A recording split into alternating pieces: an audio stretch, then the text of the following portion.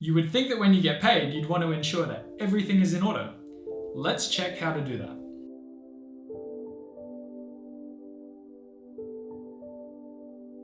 Welcome back to my channel. My name is Reese. In today's video, we are talking about the importance of checking your payslips. Workers across Australia are being underpaid millions of dollars every year, and it's now more important than ever to make sure you're understanding what is on your payslip and why it's there, and checking that it's correct. It baffles me how many people don't check their payslips. It's almost frustrating. Whether it be superannuation, dodgy employers, lots of people are not being paid correctly and they don't even have any idea that it's happening. So why is it important to check your payslips? Pay scandals frequently litter the news cycle. From Woolworths declaring $300 million in underpayments, or to George Calombaris shortchanging workers out of $7.8 million across his restaurant empire, which ended up collapsing under the weight of public outrage. I've heard grueling stories of people not checking their payslips or checking that the money that is on their payslips is actually going into their accounts. An example is superannuation, where I know a person who didn't check his payslips at all, and then he actually didn't even check his super account at all. And he was telling me this story kind of distraught, where he had been working for about 25 years and found out that his employer was going broke and not actually paying the employees' contributions to their super fund. When you think about how much money he would have lost over that 25 years worth of investing, we're talking about hundreds of thousands of dollars here. Because his money was never being invested and compounding, which compound interest is one of the best ways to get wealthy, that person lost it all. He lost all that money and had to go through an absolute nightmare to just be paid back what he was owed in the first place, which was 25 years worth of $10,000 chunks. That's $250,000. So today I'm going to take you through an example of a payslip and show you the sections that you should definitely be checking every time you get paid. What you're looking at on your screen is one of my actual payslips where I have removed all sensitive information from the payslip. I'm going to break the payslip up into 3 sections just to zoom in and show you the more specific details that you should be looking at whilst reviewing a payslip. So starting with the actual payment cycles information. So what you should be seeing is your name, your employer's name, your employer's ABN number somewhere, the dates of the pay period and the date of payment, your status. So I'm full-time, I'm a full-time employee of the company that I work for. And then in the elements section here, you should see your description. So it's just a normal hour, it's not an overtime rate. You'll see the actual rate value, which I've removed, the number of hours I worked. I work a 40-hour week. So for this fortnight, it says 80 in the hours section, and then the value, how much I was paid before tax this pay cycle. Moving over to the allowances and deductions section, my employer pays superannuation into a fund of my choice. I also make contributions to my HECS debt. So the help and study and training support loan are actually the same thing. In the value section next to help, it actually says 0, whereas next to the study and training support loan section, where the value is, there is a deduction of my wage that goes in there. Moving down to the summary of earnings, you'll see in the gross section, that is the amount of money I have been paid before tax.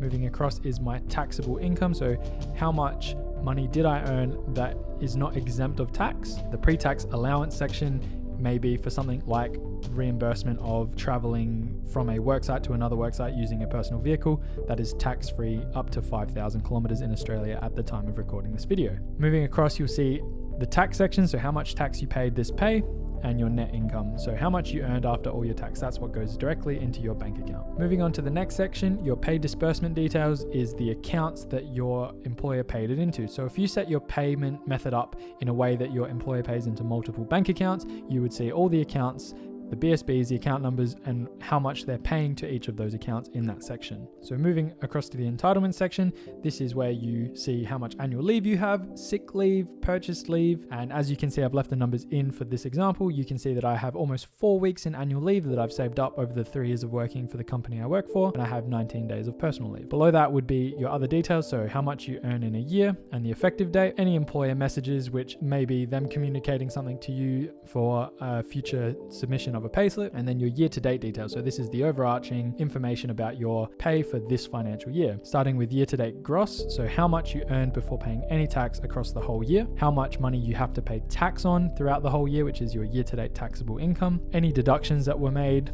your year-to-date tax, so how much tax you've actually paid, and then your year-to-date net, so the dollar value that you have earned that has gone into your bank account this year. Moving on to the final section of your payslip, so the leave in this period, so any annual leave that you've taken or sick leave you've taken would be populated in here, how long it was for, what the reason was, and how much you were paid for it. Again, they have another section for notes specifically for this type of payment method. And finally, right down the bottom is your year-to-date allowances and deductions. So things that your employer has paid you extra or taken out of your pay because they have obligations to meet. I've left some of the things that I have in here. I've been offered overtime. I have been offered different types of allowances based on the work that I do. And as you can see, I have been reimbursed $694.96 for traveling between work sites, which is a kilometer reimbursement. It's actually tax-free up to 5,000 kilometers in Australia. I have a couple of allowances, which I've left one example in there, which is $336.60. And then right down the bottom is the STSL, which is my HEX debt or my HELP debt, which is actually a negative. They've taken money from my pay to make a repayment to my HEX debt, which is basically paying the government back for the study loan that I took out. This is a really in-depth overview of what a payslip looks like, and you should be checking almost every aspect of it to make sure that it's correct every time you're paid. To keep it simple, make sure that the pay that's going into your account is reflected on what is on your payslip. Make sure your hourly rate and hours charged are correct. Make sure there has been a contribution to your super account, and make sure that you're not being taxed for anything that you shouldn't be being taxed for. By simply cross-checking what's on your payslip to what you're actually being paid, you're going to be ensuring that you are actually being paid what you should be. If you do notice discrepancies, like your rate may not be correct or the number of hours you were paid this week may be less than what it should be, you need to raise this with your direct supervisor. And if they don't take action, take it up the chain. Move to HR, a manager, send the email, make sure that it is correct, because it is illegal for them not to pay you correctly. Just to put it in perspective, if you were being paid $1 less per hour in a standard 38-hour-a-week job, that could equate to over $70,000 over a 40-year career. It's not pocket change. 70 grand is a lot of money, especially to someone who may need that money over time. If I have any doubts about what I'm being paid, I use an online pay calculator, which I've linked in the description below, and I'll show you an example in a second to make sure that everything is in order. In this example, let's say that I am a graduate with a HEX debt and I have a full-time job of $65,000. So in the salary component, I'll put $65,000. And over here in the options section, I'm going to tick the HELP and TSL. Student loan is exactly the same. Depending on the state you're in, they're the ones to choose from. So as you can see in the actual pay component, you will see how much you are getting paid weekly, fortnightly, monthly, and annually, how much you're being taxed, how much super you're being paid, and your total taxes. Coming down here to where it says other taxes and levies, you'll see that $2,275 was put towards my HEX if this were my annual salary. But this is a very useful tool which I highly recommend using to make sure you're being paid correctly. This pay calculator allows me to check everything that I should be being paid against what I was actually being paid and make sure that everything is in order. I have personally been back paid many times before by noticing discrepancies on my payslip and just raising it with my supervisor.